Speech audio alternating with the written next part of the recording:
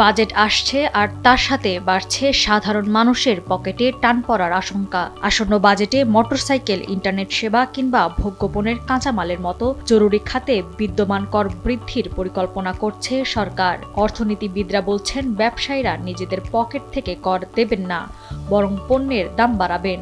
মূলত এতে চাপ বাড়বে ভোক্তা পর্যায়ে। ফলে মধ্যবিত্ত ও নিম্নবিত্তের ওপর মূল্যস্ফীতির চাপ আরও এক দফা বাড়বে। খাদ্যমূল্যস্ফীতি দীর্ঘ সময় ধরে উচ্চ পর্যায়ে রয়েছে। চাল, ডাল, তেল, মাছ, মাংস, শাকসবজি সহ সবকিছুর দাম বেড়েছে। একই সঙ্গে বাসা ভাড়া, চিকিৎসা, শিক্ষা ও পরিবহন ব্যয় সাধারণ মানুষের নাগালের বাইরে চলে গেছে। এমন পরিস্থিতিতে নতুন কর আরোপ মানুষের জীবনযাত্রাকে আরও কঠিন করে তুলতে পারে বলে আশঙ্কা করা হচ্ছে।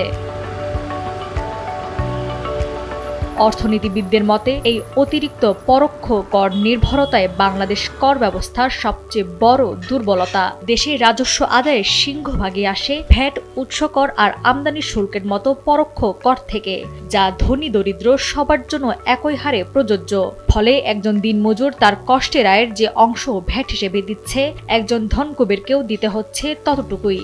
এতে কর ব্যবস্থার ন্যায্যতা প্রশ্নবিদ্ধ হচ্ছে। সিপিডির সম্মানীয় ফেলো ডক্টর মুস্তাফিজুর রহমানের ভাষায়, যেখানে নিশ্চিত ভ্যাট আদায় হয়, এনবিআর সেখানে কর বাড়ায়, কিন্তু প্রকৃত আয়কর আদায়ে তারা ঝুঁকি নিতে চায় না। অর্থনীতিবিদদের মতে, পরোক্ষ কর নির্ভর এই কাঠামো মূলত নিম্ন ও মধ্যবিত্তের উপর চাপ বাড়ায় এবং বৈষম্যকে আরও তীব্র করে তোলে। নাওয়ার সালসাবিল দুরদানা, সময়ের আলো।